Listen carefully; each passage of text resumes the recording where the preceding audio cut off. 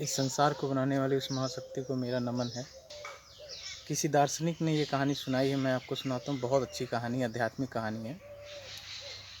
एक बार बुद्ध का एक शिष्य हुआ, नव सन्यासी। वो पहले राजकुमार था। तो पहले दिन उसने बुद्ध से पूछा कि मुझे भिक्षा लेने कहाँ जाना होगा, क्योंकि अब वो सन्यासी हो चुका था, तो उसे सादा जीवन जीना था। तो उसने पूछा कि पहली बार मुझे भिक्षा लेने कहाँ जाना होगा। तो बुद्ध ने उससे कहा कि दूर गांव में मेरी एक श्राविका है, उसके यहाँ चले जाओ। भिक्षुक ने ऐसा ही किया और जाते जाते शाम हो गई। फिर क्या हुआ कि जब वो श्राविका के यहाँ पहुँचा, श्राविका ने उसका बहुत अच्छा स्वागत किया। और वो सुबह से निकला था, भूखा था। तो उसने अपने मन में जैसे व्यंजन सोचे थे कि ऐसा मिल जाता खाने के लिए, उस श्राविका ने वैसा ही व्यंजन बनाया था। वो बड़ा अचंभित हुआ यह देख करके कि अरे ये कैसे संभव है। तो उसने सोचा कि होगा, कोई कोइंसिडेंस होगा, चलो ठीक है। उसने भोजन किया, बड़ा दिव्य भोजन था। फिर उसने सोचा कि मैं तो भोजन करने के बाद विश्राम करता था, तो अब तो सन्यासी हूँ, अब तो मुझे चलना ही पड़ेगा, दूर यात्रा है, दूर जाना भी है, पैदल जाना है।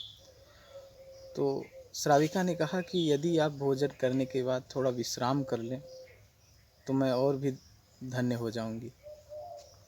भिक्षुक बड़ा अचंभित हुआ, अरे ये तो बड़ी अच्छी बात है, मेरे मन की बात है। फिर क्या हुआ, उसने विश्राम किया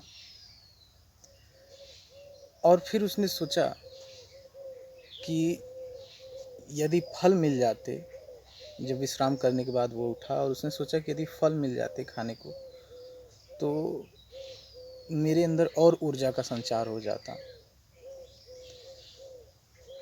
तो वो सो करके उठा तो उसके पहले ही श्राविका फल लेकर के खड़ी थी और उसे फल भेंट किया और कहा कि आप रास्ते में लेते जाएं और कुछ खा लें, जिससे आपको ऊर्जा, आपको लंबी यात्रा करनी है, पैदल आप इतने दूर तक आए हैं। वो बड़ा अचंभित हुआ। उसने कहा कि आप कैसे समझ जा रही हैं कि मेरे मन में क्या चल रहा है।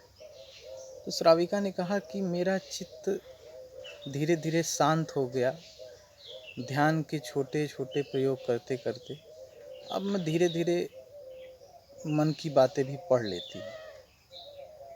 इतना सुनना था कि भिक्षुक बिना फल लिए वहाँ से चल दिया और घबराया, पसीना छूटने लगा, कांपने लगा और तेजी से चलने लगा। बोला मैं अब यहाँ एक क्षण भी न रुकूंगा।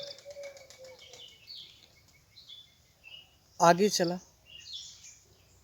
और बुद्ध के पास आया और बोला कि मैं अब दोबारा जो है वहाँ नहीं जाऊंगा। बुद्ध ने कहा कि क्यों? कहा श्राविका ऐसी है कि मन की बातें पढ़ लेती है, अब मैं वहाँ दोबारा न जाऊंगा।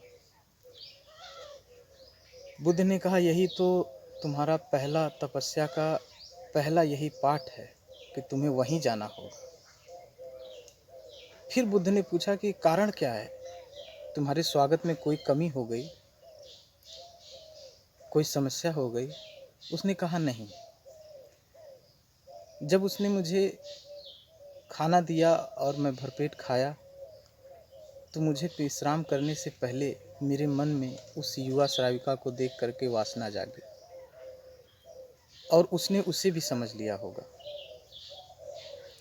बुद्ध ने अगले दिन फिर भेजा और उसे जाना पड़ा और बड़ा ही लज्जित था वह भिक्षुक। और उसने कहा कि यदि आप मन की सारी बातें जान जाती हैं तो आप तो उस दिन की ये भी बातें जानती होंगी कि मेरे मन में वासना जागी थी। श्राविका ने कहा, हाँ मैं जानती हूँ, और इसके बावजूद मैंने आपको जो भी सेवा मुझसे बन पड़ती थी मैंने की। बुद्ध ने कहा, अगले दिन जब वो वापस आया वहाँ से, फिर तो राजकुमार के मन में कोई वासना न जागी, क्योंकि राजकुमार धन्य हो गया और वह सोचने लगा कि अगर चित्त शांत कर लेने से इतना सब कुछ हो सकता है तो मैं अपनी वासना को तो ज़रूर ही शांत कर सकता हूँ। और उस समय उस श्राविका को देख करके उसे वासना न जागी। धीरे धीरे करते हुए वह भिक्षुक अपने इस पहले पाठ में, अपने इस पहले लेसन में वो जो है सफल हुआ और वो अपने चित्त को शांत करने में सफल हो गया। तो यह कहानी कहती है कि आपके अंदर जो भी बुराइयां हैं वो पहले आपको चित्त शांत करना होगा, उसके बाद वो अपने आप धीरे धीरे समाप्त हो जाएंगी, वो दिखने लगती हैं। तो यह था कहानी उस बुद्ध भिक्षुक की जिसने योग के बल पे अपने आप को शांत किया और अध्यात्म को प्राप्त हुआ।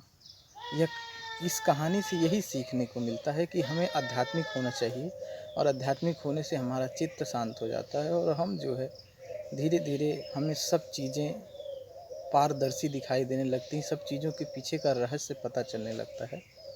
इस कहानी का तात्पर्य यही कहता है। आज के लिए बस इतना ही। बहुत बहुत धन्यवाद।